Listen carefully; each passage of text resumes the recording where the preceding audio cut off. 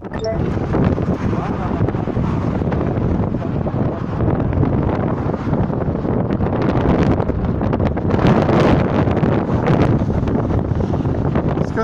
Ergizli köyü. Hala cayır cayır yanıyor. Fırtına tabi ateşi körüklüyor. Rabbim bizi muhafaza etsin.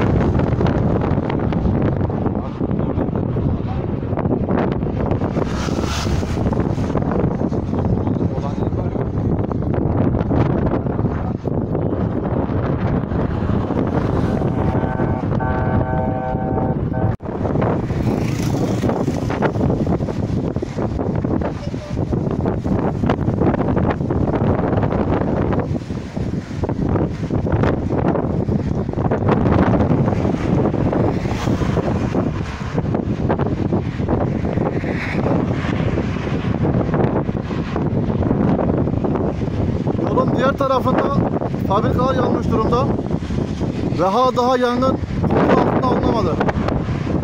Tayyip'in fırtınanın da büyük etkisi var. Rabbim bizi muhafaza etsin inşallah.